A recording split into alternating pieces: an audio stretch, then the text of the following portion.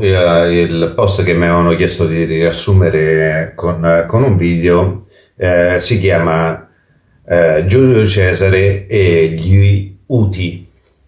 Video.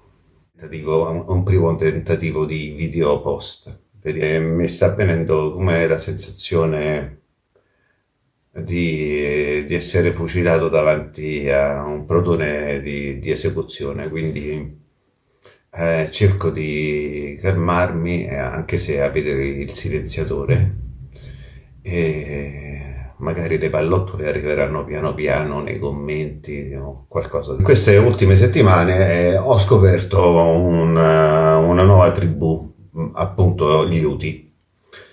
Dato che ho poca fiducia nelle mie stabilità mentali, un po' ho detto, saranno quelli che ogni 3 passi facciamo 6 metri, poi sono andato a controllare meglio, invece era tutt'altra roba. E era lunedì 11 aprile, ore 21:30, e stavo ascoltando Van Morrison a casa. So che non bisogna ascoltare della buona musica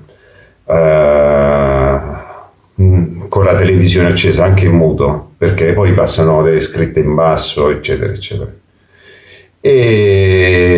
Ma chi ci pensava? Quindi il sax di Van Morrison verso l'apice della canzone, e la poltrona sussulta fa Uti. Dico, porca, che è successo? Allora, per cercare un negozio di scarpe e un libro appunto sulla storia della migrazione dei popoli e capire questi Uti chi sono, incontro all'angolo di Via Nazionale Giulio Cesare imperatore in persona. Anche se non tutti dicono che non è stato imperatore, invece imperator era imperatore, perché imperator è una carica. Noi adesso li chiamiamo imperatori un po' per semplificare le cose. Ad esempio Augusto, che tutti quanti definiamo il primo imperatore, non era affatto un imperatore, molto intelligentemente, invece che chiamarsi dictator come fece Giulio Cesare, si chiamò princeps di tutti i princeps, e questa era la carica fondamentale che aveva lui. Oltre che pontefice massimo ed altre cariche, aveva anche quella di imperator. Solo che lì sta la grandezza politica di Augusto, perché era imperator e princeps, quindi generale, ma di tutti i princeps e di tutti gli imperator. Quindi lui era al comando di tutto, in realtà era imperatore di tutto l'esercito romano, e gli altri erano imperator generali a distanza, non come prima, come quando c'era Giulio Cesare, Scipione, Mario, Silla, eccetera. Ma ritorniamo a Giulio Cesare. Insomma, mi ritrovo Giulio Cesare che, quando ti ricapita una cosa del genere, mi ritrovo Giulio Cesare che faceva 2 passi per Roma. Gli chiedo se ha qualche problema, se si è perso, e lui mi dice sì, dice effettivamente qua io non riconosco più niente, ma questa mi dicono che è Roma, ma non è più Roma, non è più l'impero, mi dicono che c'è la NATO, che è la NATO, mi chiede perché l'Italia ha una Costituzione a sovranità limitata. Gli rispondo, dico guarda, ha fatto un libro Canfora, quindi forse è meglio che ti compri un libro, e ti risponde lui sulla Costituzione NATO e tutto il resto, perché ci sono state anche 2 guerre mondiali di cui tu non sei a conoscenza, e quindi si è creata questa situazione. Mi chiede di una libreria, gli indico una libreria e diciamo si chiude quella parte di discorso. Ma comunque lo vedo distratto e come al solito insolente. Insomma, Cesare una buona carica di insolenza ce l'aveva, si distrae immediatamente mentre io sto parlando, cercando di dire qualcosa di intelligente, appena vede un fregio romano o una colonna, eccetera, eccetera, che poi magari è stata modificata leggermente dalla Chiesa, mettendoci la croce invece che le altre cose, e lì vedo che si riavviva.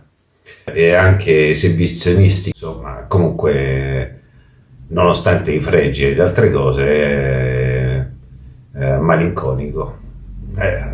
Allora lo ammette anche lui, dice: mi hanno detto che Roma, cioè la Roma che conoscevo io, che ho creato io, eccetera, eccetera, non è più Roma, non è un luogo triste, è un luogo brutto. Io lo trovo anche, questa città la trovo addirittura anche senza senso. Insomma, senza senso la trovo pure io e molti romani, visti i sindaci, però vabbè, questo non glielo dico per non metterlo in confusione. Adesso ne abbiamo uno che suona la chitarra, ma mi avrebbe detto chi è, Nerone, quindi ho evitato di parlare di Gualtieri. Perché per il resto di sto tizio non abbiamo notizie, io so solo che suona la chitarra. Comunque, a questo punto, visto che lui rimane un po' sulle sue, si guarda in giro di qua e di là, io sono il generale, mi irrito pure io, perché non sente una virgola di quello che gli dico. E allora a un certo punto lo provoco e dico: sai che abbiamo scoperto gli Uti? Lui mi guarda dall'alto in basso, tira fuori, a un certo punto ho detto: mette le mani in tasca, tira fuori i soliti dadi, erano i dadi del Rubicone, li butta giù e mi fa, compare un numero sui dati, dice: guarda, dice, vedi, c'è il numero 6, cioè esistono dai dati, esistono dal VI secolo, quindi non è che li avete scoperti ora, non è una tribù nuova, esistono dal VI secolo.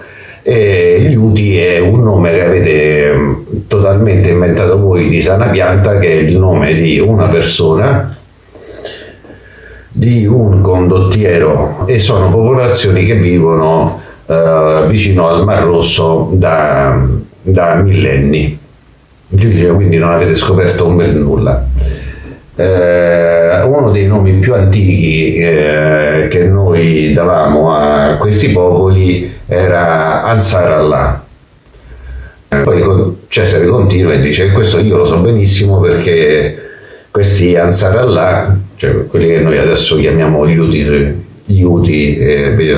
sulle pagine dei giornali, mi dice Cesare, questo è un nome dei persiani, perché io sti maledetti persiani li volevo sconfiggere una volta per tutte. Infatti avevo già preparato un piano prima delle Idi di marzo, dato che eravamo proprio a marzo, 2 settimane fa, sapevo che un po' gli giravano i conigliozzi e quindi non mi sono azzardato a dire nulla.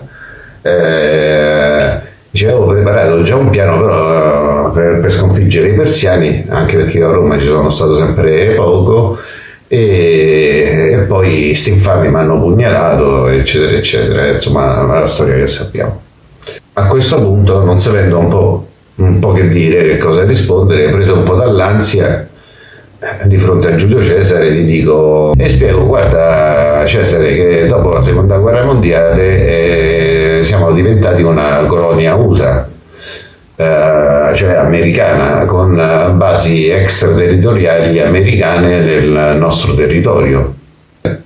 E ad esempio, se per volontà americana su una base americana, però sul territorio italiano, dovessimo attaccare la Russia per difendere l'Ucraina o altri popoli, come sta succedendo con gli Houthi, eccetera eccetera, la base è in Italia, quindi loro ci vedono come nemici, non c'è nulla da fare, quindi noi entriamo in guerra pur non volendolo, proprio per sovranità limitata, che è una cosa che fa parte della NATO. Infatti il segretario generale della NATO è sempre e solo americano per statuto. Quello che cambia e si alterna a turno è il segretario. Pensa che ora siamo messi a capo di una spedizione a fianco degli americani, degli inglesi e dei tedeschi, di una spedizione militare in mare contro gli arabi. Quindi adesso per volontà della NATO ci mettiamo anche contro il popolo musulmano e arabo. Crosetto, ve lo dico a voi che è Crosetto, ma Giulio Cesare ha detto un generale italiano, dice la missione Aspedis è fondamentale nell'ambito delle operazioni europee, Aspedis eccetera eccetera, insomma varie minchia. Cioè praticamente Cesare, noi ci siamo messi contro l'Iran, contro i persiani, cioè quelli che hanno dato sempre fastidio a Roma, che tu ti proponevi di combattere una volta e sconfiggere una volta per tutte per via di una decisione americana e di Crosetto, cioè, insomma io nomino piano piano, però io no. E quindi io incontri Giulio Cesare, che fai? Te lo fai scappare, anche perché sei matto. Mica è Ilari Blasi che ha scritto Unica e effettivamente Giulio Cesare lo ritrovo con una pila di libri che si era informato sulla sovranità limitata, la NATO eccetera eccetera. E intanto insomma mentre mi avvicino a Giulio Cesare io sono sempre più persuaso che un giorno in casa mia entrerà un cavallo bianco che mi chiederà i voti perché ormai il livello è questo, e mi dirà sono il cavallo di vota, e dico sì, cioè, visto quello che c'è in giro, sì. Lo ritrovo a Monti con 2 o 3 libri in mano, Monti o Suburra, cioè come si chiamava allora, Suburbe, il quartiere dove Cesare è nato, era nato. Però gli ha sempre fatto profondamente schifo, perché Cesare e tutta la famiglia di Cesare era una famiglia nobile, ma proveniva dalla campagna romana, proveniva da fuori Roma. Solo quando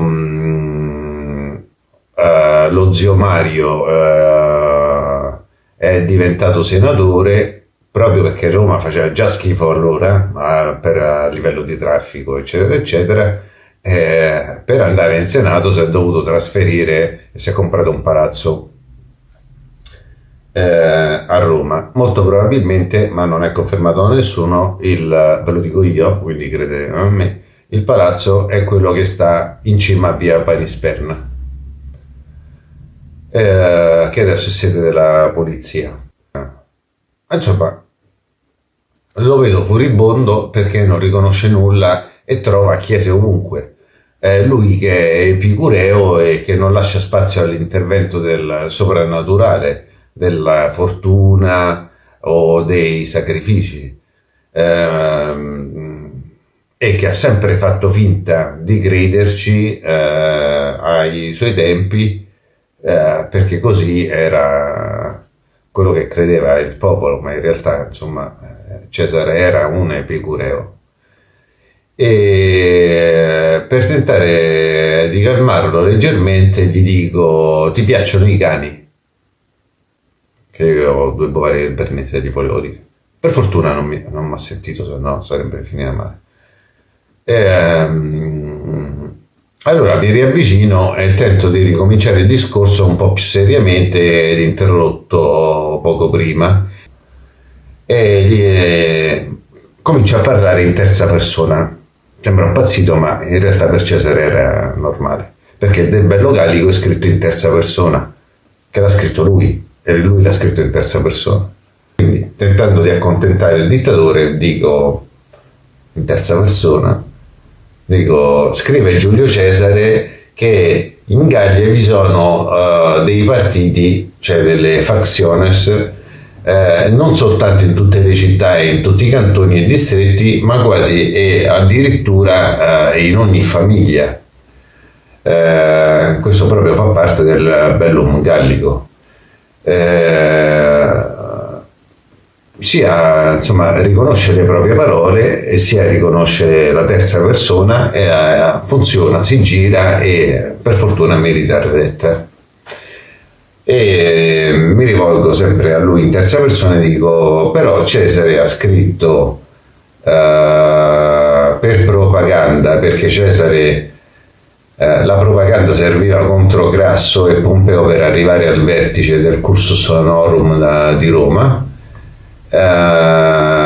E a quel punto Giulio Cesare mi interrompe e dice, caro soldato, dice, in ogni guerra da entrambe le parti c'è sempre la propaganda e in parte si basa su una piccola parte che è fondata sul vero e una piccola parte che è fondata sul funzionale per smuovere gli animi. A me vengono in mente subito le guerre di religione e tutte queste altre cose qui. E io gli rispondo, generale, la guerra non era solo formata in tre parti, come diceva Cesare, ma anche da tantissime tribù locali. Appunto, Cesare resta in silenzio aspettando.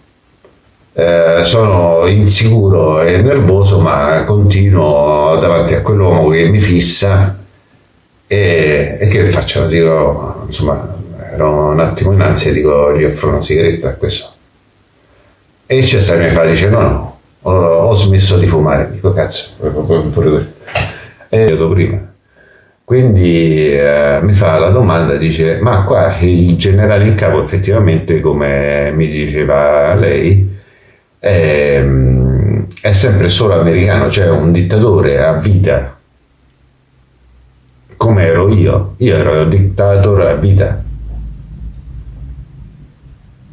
Io francamente gli rispondo, guarda Giulio, ormai era una tale in confidenza, veramente non è esattamente come tu, vale leggermente di meno, perché in 75 anni hanno fatto guerre, hanno sbagliato strategie ovunque, esportando democrazia, perché probabilmente ritengono di averne troppa nel loro paese, quindi talmente tanta che la tentano di esportare. Peccato che puntualmente ogni volta che esportano democrazia ottengono il risultato contrario.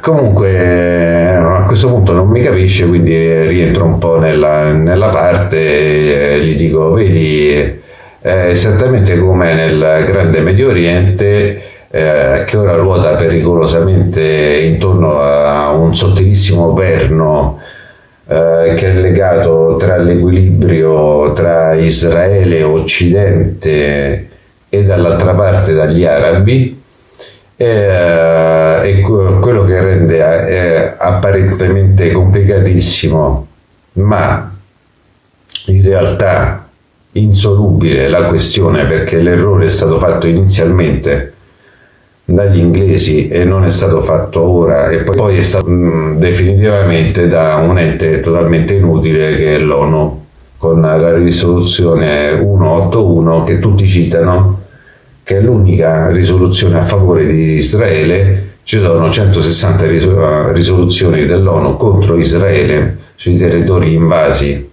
e occupati, di cui Israele, non che sia contro Israele, ma questi sono i fatti. Gli dico, guarda, qui è complicatissimo, è esattamente come la Gallia, per farti un paragone, come quando tu stavi in Gallia. La Gallia di Cesare, anzi le Gallie diverse di Cesare, vista la grande policromia che c'era, erano migliaia di pezzi. Il mondo islamico di oggi è esattamente la stessa cosa, un puzzle da 1 milione di pezzi, anzi da 1,5 miliardi di pezzi, e così da millenni e millenni, cioè da quando appunto mi hai detto anche tu, dei persiani, e quindi risaliamo a tempi biblici.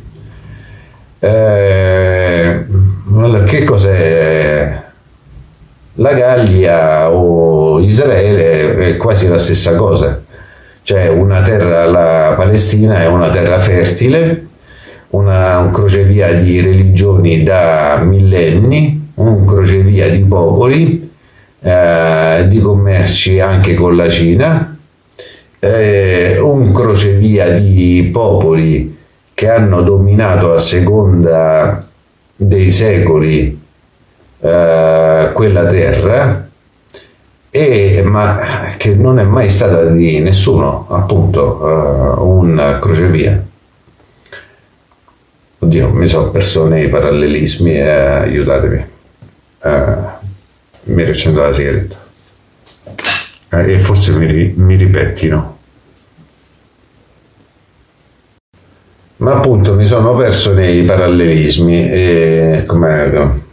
Ecco.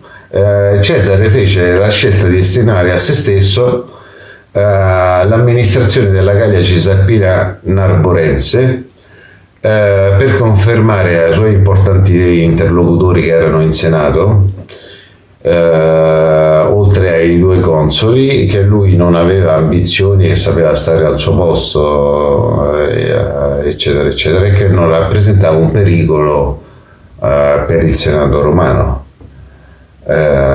Senato romano che ci è cascato come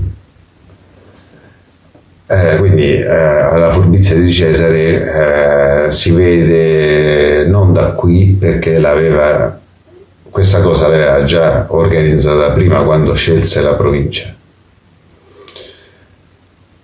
E continuo a parlare in terza persona, se no non mi si fila. Quindi Cesare sapeva benissimo che nel nord della Gallia Narborense c'è un ampio territorio che non è romano, la Gallia settentrionale, c'è tutta quella che noi attualmente chiamiamo la Francia, il Belgio ed anche una piccola parte della Germania, tutte terre che possono essere conquistate in modo relativamente semplice.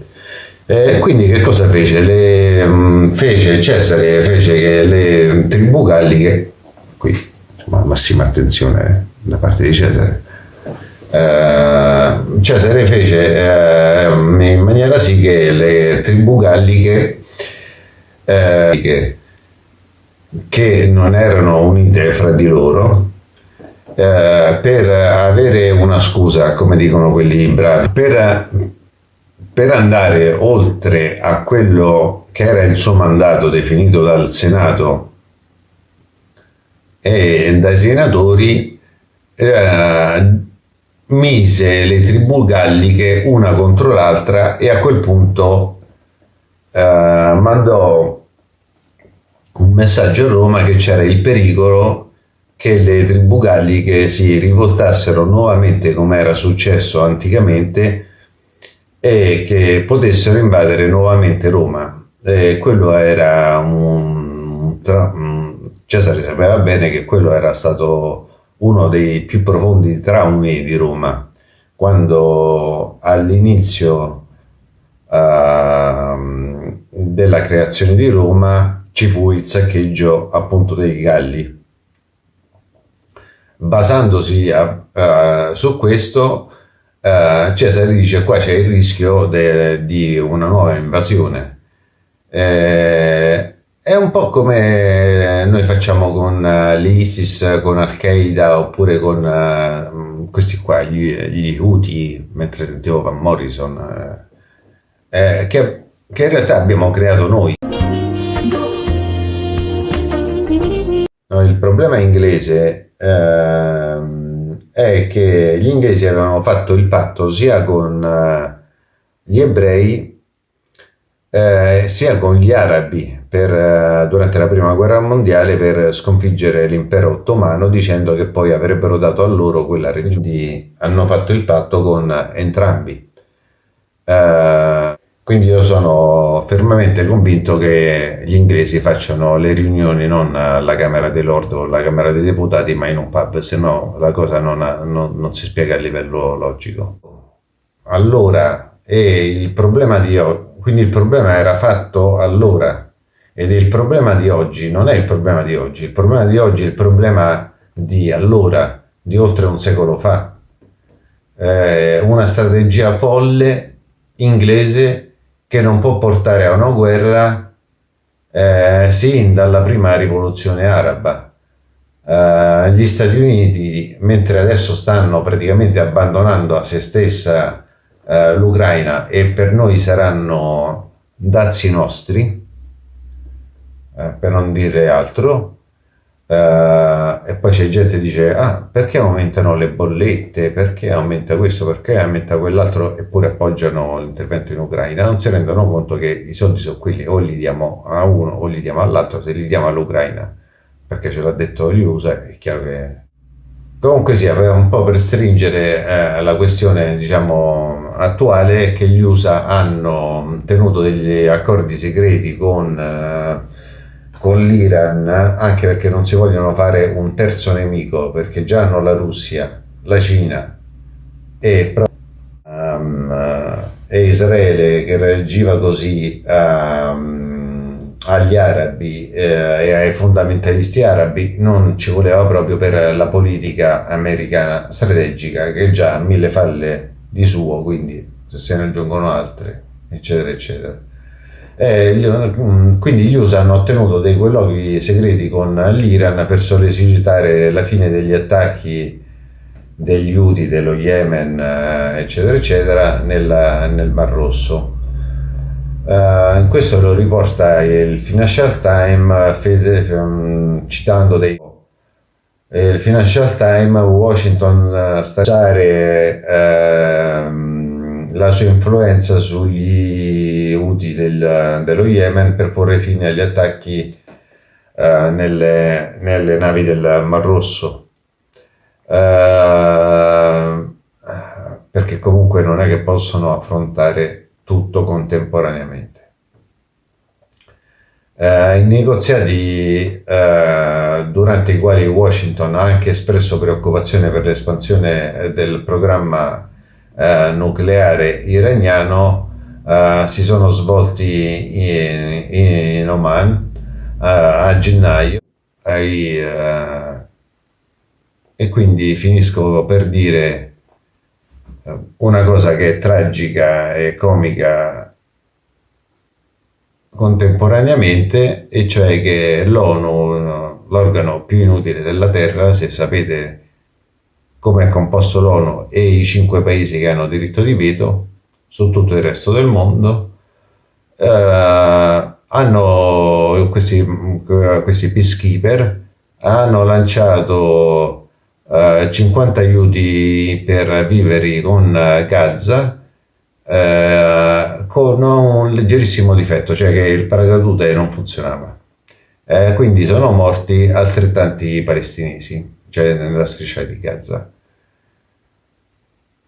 A quel punto Cesare resta in silenzio, perduto nella pioggia, aspettando da 6 ore il suo tram ballerino.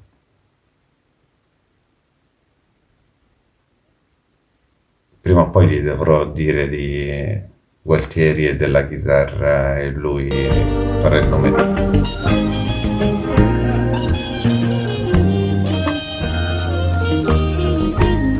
Matt Holland on trumpet.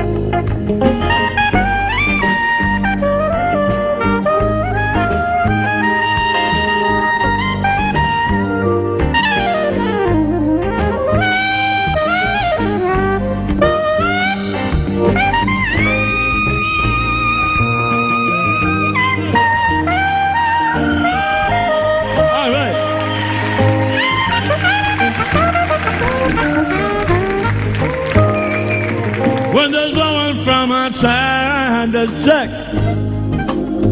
Train buses blowing from across the track. Chill out my wavelength and you set me free. I just wanna be everything that you want me to be, 'cause I wanna make love to you. Just wanna make love. Oh, just wanna make love. Every afternoon.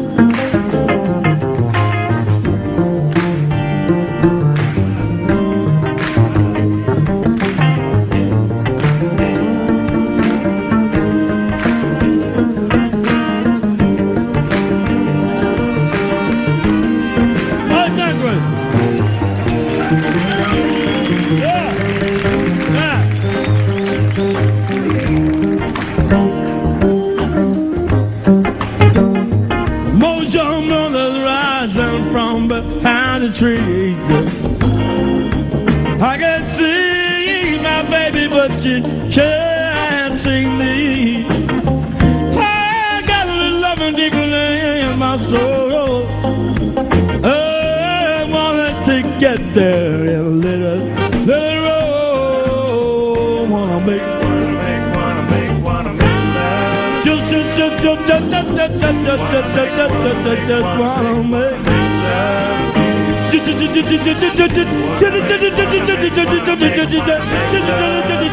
Wanna make love in the afternoon. Let roll, you got me reeling, rocking and rolling again. Talking all out of my mind.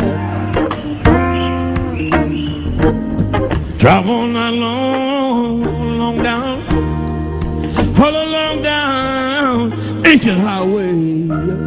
Wait a minute.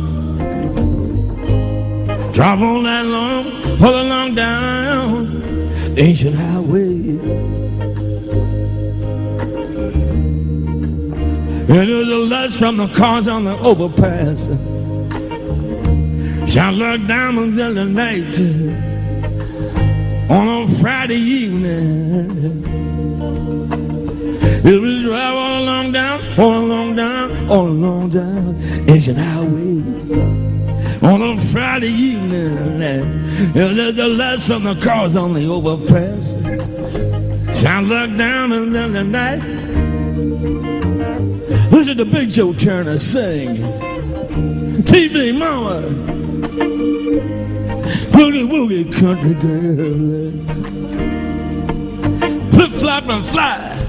Oksha moksha pop, honey hush, cigarette and roll, and don't you get me high, don't you get me high, don't you feel my leg, say it again, don't you feel my leg, 'cause if you feel my leg, you wanna feel my thigh. If you feel my thigh, you wanna move up high.